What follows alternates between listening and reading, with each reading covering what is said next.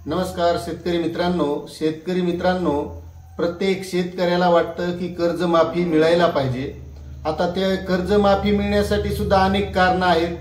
कारण मागच्या काळात आपण बघितलेलं आहे की अतिवृष्टी होती, अतिवृष्टीमध्ये शेतकऱ्यांचं नुकसान झालं।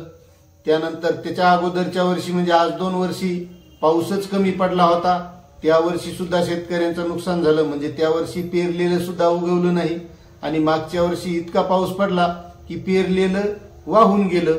मग अशा परिस्थितीमध्ये जो काही शेतकऱ्यांना उत्पन्न मिळालं, आता ते उत्पन्न मोजकं मिळालं। जे शासनाने हमी भाव दिलेले होते ते हमी भाव सुद्धा मिळालेले नाहीत आणि त्यामध्ये शेतकऱ्यांचं बरंचसं नुकसान झालं।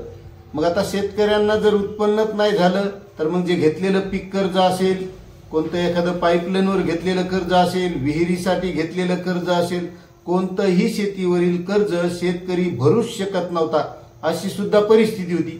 मग या परिस्थितीमध्ये शेतकऱ्यांना कर्जमाफी मिळायलाच हवी होती। आता यानंतर लागल्या विधानसभेच्या निवडणुका लागल्याच्या नंतर महायुतीवाल्यांनी सांगितलं की आमचं सरकार आल्यावर आम्ही कर्जमाफी देऊ। त्यानंतर महाविकास आघाडीवाले म्हणत होते की आमचं सरकार आल्यावर आम्ही 3 लाखापर्यंतची शेतकऱ्यांना सरसकट कर्जमाफी देऊ। मात्र महायुतीला शेतकऱ्यांनी निवडलं किंवा मतदारांनी निवडलं, महायुती सत्तेमध्ये बसली। आज 1 ते 1.5 महिना झालेला आहे, पण या कर्जमाफीवर कोणीही बोलायला तयार नाही।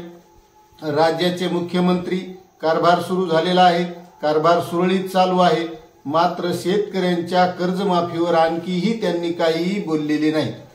मात्र काही मंत्री, जसं आता कृषी मंत्री कोकाटे साहेब यांनी म्हटलं की कर्जमाफीबाबत मला खूप फोन यायलेत किंवा पीक विम्याबाबत मला फोन येत आहेत, ते पणन विभागाचं काम आहे पण मला फोन येत आहेत आणि ते त्यावर बोलत आहेत। आता त्यांनी सांगितलेलं आहे की मी जे शेतकऱ्यांना उत्तर द्यायचं ते देत असतो, पण सध्या लाडक्या बहिणी योजनेवर 46,000 कोटी रुपये खर्च येतो, त्यामुळे सध्या तरी सरकार या कर्जमाफीबाबत कोणताही विचार करत नाही।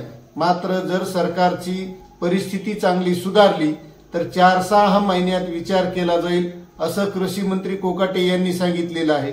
मग शेतकऱ्यांना पुन्हा वाट बघण्याचीच वेळ येत आहे, कारण महायुतीने जसं सांगितलं होतं की आमचा सरकार आल्याच्या नंतर आम्ही कर्जमाफी देऊ, महायुतीवर शेतकऱ्यांचा विश्वास होता म्हणून महायुतीचं सरकार या शेतकऱ्यांनी आणलं। मग जसं शब्द दिला होता तसा आता पाळायला पाहिजे, कारण या वर्षी सुद्धा सोयाबीनच्या भावाची परिस्थिती बघत आहात, 4,100 रुपयाच्या वर सोयाबीन विकायला तयार नाही। नाफेड घेत आहे 4,892 रुपये, मात्र तिथेही मॉइश्चर असेल, चाळणी असेल, यामध्ये जेवढा शेतकऱ्याचा फायदा व्हायला पाहिजे तेवढा होत नाही। कापसाची तीच परिस्थिती आहे, 7,000च्या वर कापूस विकायला तयार नाही। मग अशा परिस्थितीमध्ये ज्या शेतकऱ्यांनी कर्ज घेतलेलं आहे ते कर्ज भरू शकत नाहीत, किंवा एखाद्या शेतकऱ्याच्या घरी लग्न असेल किंवा इतर काही शैक्षणिक मुलांचे खर्च असतील, मुलं शिकवायची आहेत, मग एवढा सगळं भागून पुन्हा कर्ज शेतकरी कसा भरील याचा सुद्धा विचार करणं गरजेचं आहे। आणि या गोष्टीचा विचार करून सरकारने लवकरात लवकर शेतकऱ्यांच्या कर्जमाफीवर विचार केला पाहिजे, कारण तसा शब्द सरकारने दिलेला आहे। शेतकऱ्यांची तर मागणी असतेच, पण सरकार स्थापन व्हायच्या अगोदर, निवडणुकीच्या अगोदर शब्द दिलेला आहे, त्याप्रमाणे सरकारने सुद्धा वागायला पाहिजे, एवढीच माफक अपेक्षा शेतकऱ्याकडून आहे। तुम्हाला याबद्दल काय वाटतंय नक्कीच कमेंट करा आणि चॅनलवर नवीन असाल तर सबस्क्राईब करा, लाईक करा आणि इतरही शेतकऱ्यांना शेअर करा। धन्यवाद।